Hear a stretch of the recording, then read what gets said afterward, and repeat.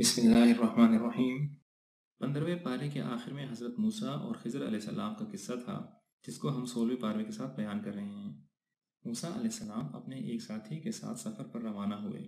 راستے میں ان کی ملاقات حضرت خضر علیہ السلام سے ہوئی، جن کو اللہ نے اپنے پاس سے خصوصی علم دیا تھا۔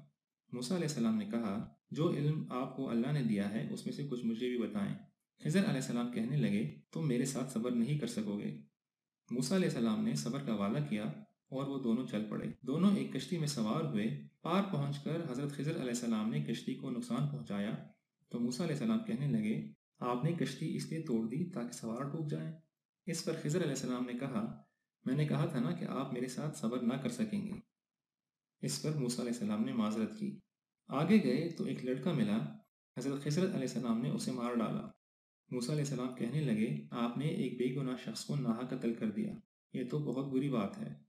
حضرت خضر علیہ السلام نے کہا، آپ میرے ساتھ صبر نہیں کر سکتے۔ اس پر موسیٰ علیہ السلام نے پھر معذرت کی۔ بعد میں ان دونوں کا گزر ایک گاؤں سے ہوا جس کے لوگوں نے ان کی مہمانداری کرنے سے انکار کر دیا۔ خضر علیہ السلام نے اس گاؤں والوں کی ایک دیوار مرمت کر دی۔ حضرت موسیٰ علیہ السلام نے کہا، اچھا ہوتا اگر آپ اس کام کا معاوضہ لے لیتے۔ اس پر خضر علیہ السلام نے کہا، اب میرا اور آپ کا ساتھ نہیں چل سکتا، تو میں آپ کو ان کاموں کی حقیقت سے آگاہ کرتا ہوں۔ میں نے کشتی کو عیبدار بنایا تاکہ وہ پرانی لگے اور اس ملک کا ظالم بادشاہ اسے غصب نہ کر سکے۔ جس لڑکے کو میں نے قتل کیا اس کے والدین نیک تھے، یہ جوان ہوتا تو انہیں کفر میں پھنسا دیتا۔ اب اللہ چاہے تو اس کے بدلے ان کو اچھا بچہ دے گا۔ ٹوٹی ہوئی دیوار 2 یتیم بچوں کی تھی جن کا والد نیک آدمی تھا۔ دیوار میں نے اس لیے بنائی کہ اس کے نیچے خزانہ تھا، جب بچے بڑے ہوں گے تو وہ خزانہ نکال لیں گے۔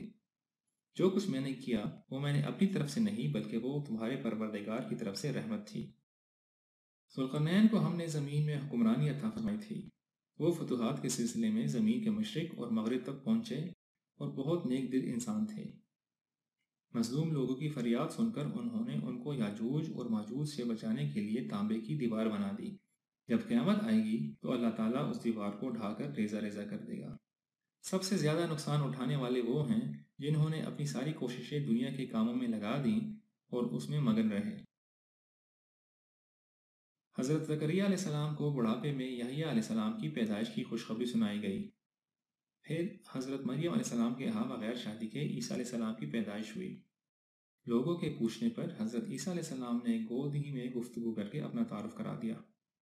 جب حضرت ابراہیم علیہ السلام نے اپنے باپ کو بتوں کی پوجا سے روکا تو باپ نے انہیں سنسار کرنے کی دھمکی دی۔ ابراہیم علیہ السلام نے کہا، میں تمہارے مشرکانہ عقیدے سے بیزار ہوں، اور وہ اپنے باپ سے الگ ہو گئے۔